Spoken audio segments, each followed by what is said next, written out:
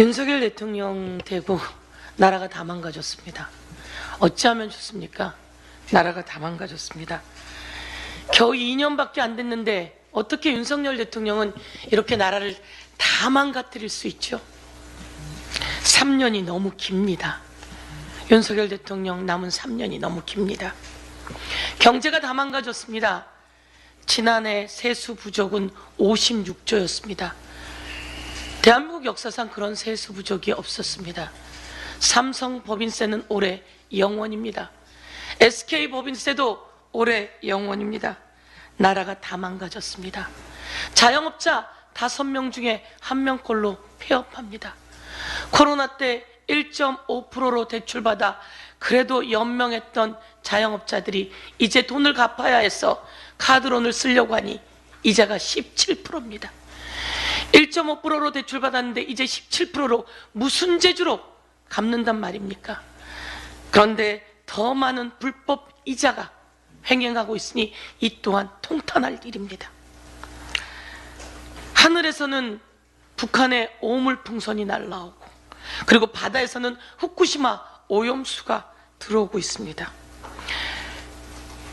해병대에서 지난 26일 서해 연평도 K9 자주포와 그리고 다연장 로켓 천무 290발을 쐈다고 합니다. 왜 이러는 거죠? 대한민국의 전쟁의 위기가 오고 있습니다. 사람들이 이야기합니다. 이제 다 털어먹고 나라까지 전쟁으로 털어먹을 모양이야. 서영교 국회의원 뭐예요? 왜 그런 사람 그대로 보고 있어요? 라고 이야기합니다. 과연 이 말을 저만 듣는 이야기일까요? 그렇지 않습니다. 북한으로 대북 전단을 뿌리게 해서 돌아온 대가가 오물풍선입니다. 이 오물풍선이 이번에는 국회까지 떨어졌다는 겁니다. 이것이 국회의원회가 아닙니다. 여기가 국회의원회가 아니고 여기는 국회 도서관 앞입니다. 이 오물풍선이 국회까지 떨어졌다고 합니다. 여러분이 있는 이 장소에 오물풍선이 떨어졌다고 합니다.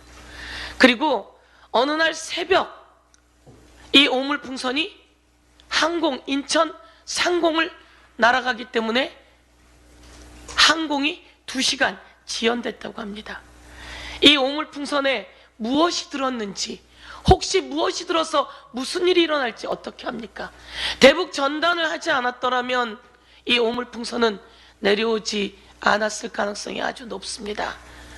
싸워서 이기는 것이 아니라 싸우지 않고 이기는 그런 강력한 군대가 되어야 되지 않겠습니까? 그런데 이 상황에서 대통령이 또 K9 자주포와 다연장 로켓 천무를 290발이나 쐈다고 하니 어떤 일이 벌어질지 소름이 끼칩니다. 이런 대통령 자격이 있습니까? 이런 상황에서 국방부 장관, 현직 국방부 장관, 국방부 차관, 이종섭, 신범철, 신원식, 그리고 국방부 군사보좌관, 법무관리관 유재은, 그리고 안보실 국방비서관 임기훈, 그리고 공직기강비서관 이시원 등등 모두 다 임성근을 구하기 위해 난리가 났습니다. 나라를 구하기 위해 난리가 난 게 아니라 임성근을 구한다고 난리가 났습니다.